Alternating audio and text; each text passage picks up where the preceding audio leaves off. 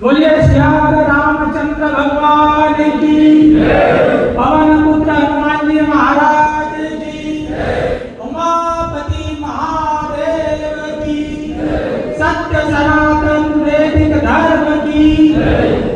प्रिय बंधुओं, आज का यह भव्य आयोजन माँ भगवती ललिता परंपरा मालवा की वैष्णव देवी नित्यान की माता को समर्पित आप सभी की ओर से और संघ की इकाइयों के सभी पदाधिकारियों की ओर से आप सबको साधुवाद धन्यवाद इस पवित्र आयोजन के लिए।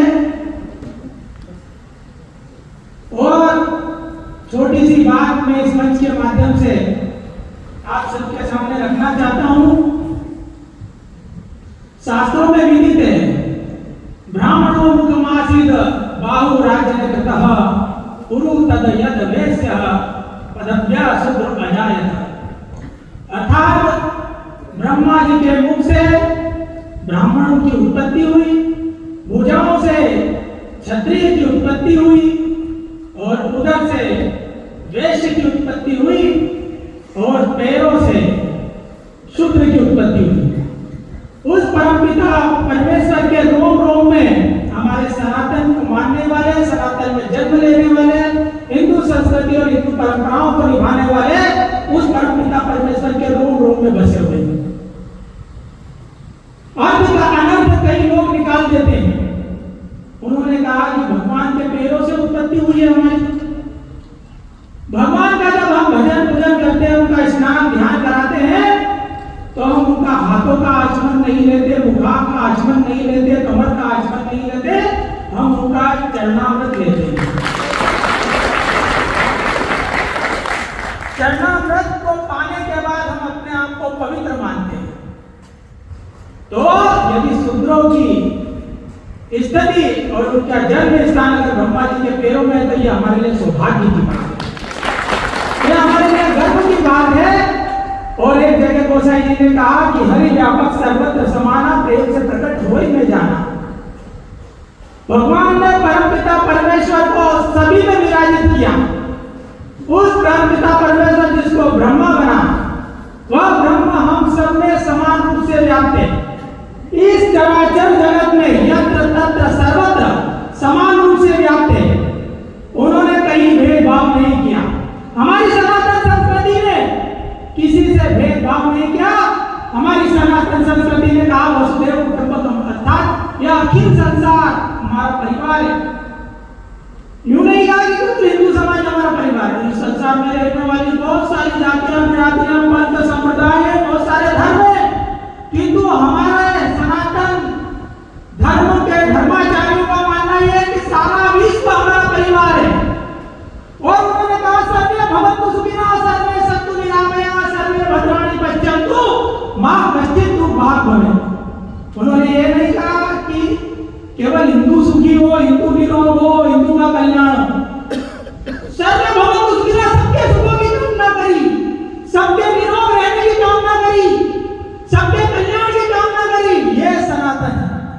जिसने पराया हित देखा, पर हित धर्म सरिस नहीं भाई, पर पीड़ा सब नहीं अजमाई। गोसाई जी के वचन।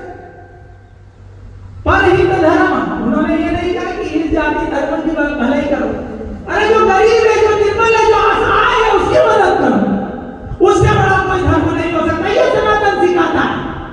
और एक धर्म जो 1400 साल पहले जन्मा, उन्होंने रावण की सोच को जन्म दिया।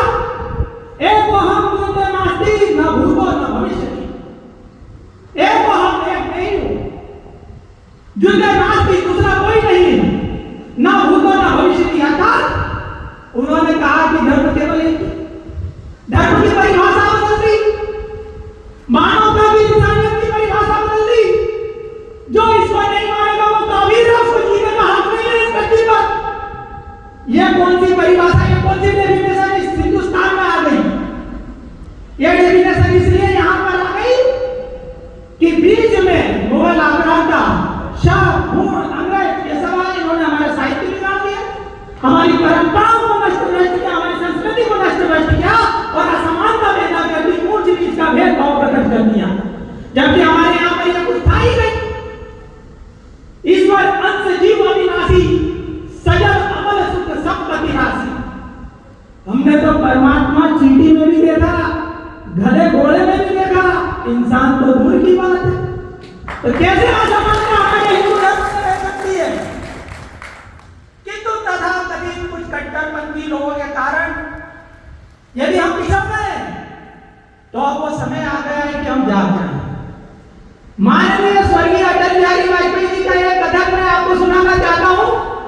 उन्होंने सार्वजनिक मंच से कहा, उन्होंने कहा कि पलासी का युद्ध, पलासी के मैदान में जब हो रहा था मुगल आक्रांता और हिंदू समाज के बीच में, हिंदू धर्म के योद्धाओं के बीच में, तो जितने लोग युद्ध कर रहे थे उससे कई ज्यादा लोग युद्ध के मैदान से बाहर खड़े होकर यह युद्ध देख रहे थे। और वो युद्ध हिंदू धर्म के मानने वाले योद्धा लोग हार गए। क्यों हार गए? क्योंकि जितने लोग युद्ध लड़ रहे थे उससे ज्यादा लोग बाहर देख रहे थे। और वो बाहर इसलिए देख रहे थे क्योंकि उनको हथियार उठाने का अधिकार नहीं था, उनको शस्त्र उठाने का अधिकार नहीं था, इसलिए हमें से कई युद्ध हारे और 1000 साल की गुलामी हमारे देश में सही। हमने आज संघ का यह पवित्र आयोजन हम सबके दिमाग को खोलने का है, जागरण करने का है। संत कबीर ने कहा है, बुरा जो देखकर मैं चला बुरा न मिलिया होए, और जो मन खोजा आप ना मुझसे बुरा न हो।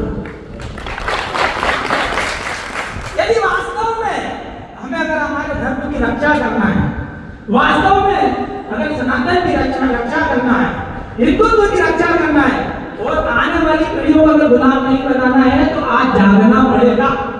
यदि आप नहीं जागे, आपने केवल सोच लिया इंदौर जिला हिंदुस्तान संभव ही नहीं है, केवल इंदौर जिला हिंदुस्तान नहीं हो सकता, धार जिला हिंदुस्तान नहीं हो सकता, मध्य प्रदेश हिंदुस्तान नहीं हो सकता।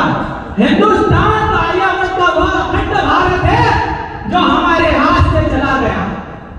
वह बांग्लादेश हो, वह बांग्लादेश हो, वह पाकिस्तान हो या अन्य कई प्रदेश जो देशों में विभाजित हो गए, हमने धर्म आधारित करके दे दी थी। धर्म के आधार पर जब लोग अपनी अपनी जमीनें मांगने लगे, अपने आप को प्रधानमंत्री बनाने के लिए मोहम्मद अली जिन्ना बोलने लगा कि हमें इस्लामिक राष्ट्र बनाना, हमें अलग कर दो, तो हिंदुस्तान के हमारे राजनीतिक पूर्वजों ने उन्हें धर्म आधारित जगह दे दी, पाकिस्तान बना दिया था। तो जब आपकी इस भारत भूमि में आस्था नहीं रही, जब इस भारत माता में आपकी श्रद्धा नहीं थी, तो यहाँ क्यों रुके? आप तो यहाँ के किराएदार भी नहीं हो, यहाँ अवैध रूप से कब्जा करके बैठे हो, हमारी खाते हो, हमारा पहनते हो, हमारा पीते हो और हमारे ही लोगों को आंख दिखाते हो। ये अब बर्दाश्त नहीं है। हमारे यहाँ पर जैसे जैसे गद्दारों की कमी नहीं है।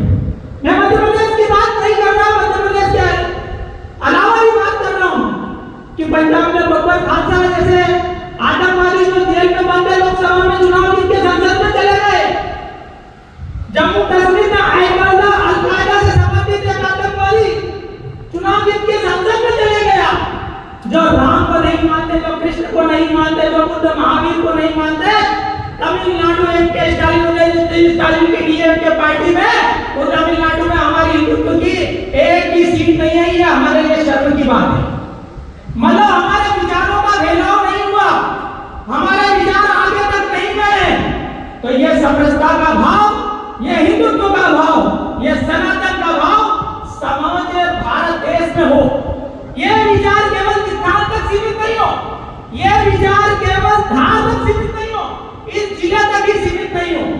यह विचार राष्ट्रवाद का विचार, राष्ट्र प्रेम का विचार, सनातन का विचार, सबके भलाई का विचार, सबके कल्याण का विचार। और एक बात और मैं इस मंच से कहूंगा कि परम पूज्य जी ने कहा है कि हम हिंदू राष्ट्र बनाना चाहते हैं। ये हिंदू राष्ट्र था, है और रहेगा, बनाने की जरूरत नहीं। और हम अपने आप को शक्तिशाली बनाना चाहते हैं, किंतु इसलिए नहीं कि किसी देश को गुलाम बना सके, किसी एक वर्ग, एक धर्म, एक समुदाय को गुलाम बनाना चाहते हैं, ऐसा कतई नहीं है। किंतु हम आने वाली पीढ़ियों को गुलाम भी नहीं बनाना चाहते,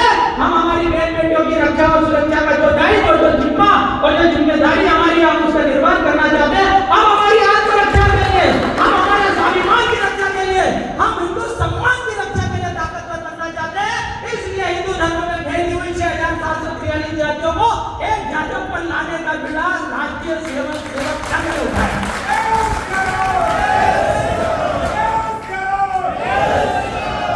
संघ और संघ की इकाइयां हमारे सनातन की रीढ़ है, हमारे हिंदू धर्म की रीढ़ है।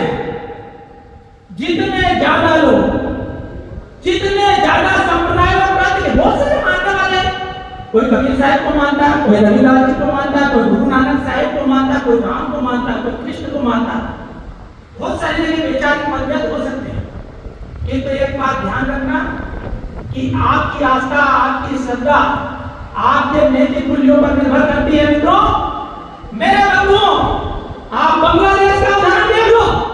1 महीने के लिए, ज्यादा दिन नहीं और वर्तमान तक हिंदुओं को टारगेट करके मारा गया, हिंदू बहन बेटियों की खुलेआम आबरू लूटी गई, सामूहिक रूप से दुष्कर्म किया गया, छोटे छोटे बच्चों की हत्या करके उनको उल्टा टांग दिया गया। ऐसी क्रूरता केवल एक धर्म में सिखाई जाती है। हमारे यहाँ तो दया धर्म का मूल है, पाप मूल अभिमान, और दूसरी दया का छोड़िए जब तक घट में ना। हम तो दया को अग्नि मानते हैं, हम तो करुणा को अग्नि मानते हैं, हम तो जीव पर दया करते हैं। उन्होंने हिंदुओं को टारगेट करके मारा। उन्होंने ये नहीं देखा कि क्षत्रियों को मारो, उन्होंने ये नहीं देखा कि केवल ब्राह्मणों को मारो, उन्होंने ये नहीं देखा कि ये वैश्य को मारो, उन्होंने ये नहीं देखा कि केवल शूद्र को मारो। उन्होंने बोला हिंदू है, हिंदू को मारो।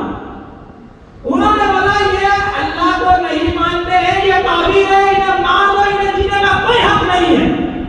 इस तरह के आक्रांताओं को रिश्ते नाबूद करने का बिना आपने, हमने सत्य सनातन धर्म से जुड़े हुए प्रत्येक व्यक्ति का कर्तव्य है कि ऐसे लोगों को उनकी 72 हुरों के पास पहुंचा दिया जाए।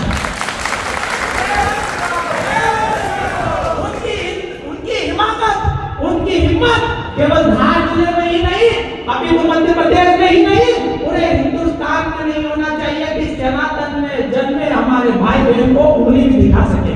यह तभी होगा संभव जब हम सब एकजुट हो जाएंगे, जब हम सब एक ध्यान पर आ जाएंगे, जब हम उस परमपिता परमेश्वर के सानिध्य में आकर एक संकल्प लेंगे कि हम में कोई छोटा बड़ा नहीं है, हम में कोई ऊंचा नीचा नहीं है, हम सब समान रूप से तेरे अनुयायी है। वो राम जो मुझ में बसता है वो तुझ में बसता है। आप ब्रह्मास्मि हो, ब्रह्म मुझ में है, तो ब्रह्मासी वही ब्रह्म तुम में है। सर्वं खल्विदं ब्रह्मासी, वही ब्रह्म सब में व्याप्त है। वह ब्रह्म कहाँ गायब हुआ? किसी के पास नहीं, सभी के पास परमपिता परमेश्वर का आशीर्वाद है। उस परमपिता परमेश्वर का आशीर्वाद लेकर सत्य सनातन धर्म की भगवा ध्वजा को, उसकी पताका को फहराने का संकल्प आज इस पावन जन्मभूमि पर आप सबको लेना है, ताकि बांग्लादेश और पाकिस्तान में भी इस तरह हमारे अल्पसंख्यक हिंदू समाज के भाई बहन के साथ दुराचार और अत्याचार हो रहा है। ऐसा अत्याचार हमारे भारत देश में नहीं हो, हमारे भारत देश के टुकड़े नहीं हो। इसलिए विचारों का समन्वय आवश्यक है, भाईचारा आवश्यक है, बंधुता आवश्यक है। और ये सत्य सनातन वैदिक धर्म की बंधुओं, मैं आपको एक नारा दे रहा हूँ, हो सकता है आपने भी सुना होगा, मैंने भी सबको भी सुना है कि जात पात की करो विदाई, हिंदू हिंदू भाई भाई। मैं कहता हूँ कि जात पात की करो विदाई, आप बोलना हिंदू हिंदू भाई भाई। जात पात की करो विदाई, जात पात की करो विदाई, जात पात की करो विदाई, भाई भाई। बहुत बहुत धन्यवाद, आप सबने धैर्यपूर्वक मुझे सुना। आप सबको नमन करता हूं। बहुत बहुत धन्यवाद। बहुत बहुत धन्यवाद मनोज जी, बहुत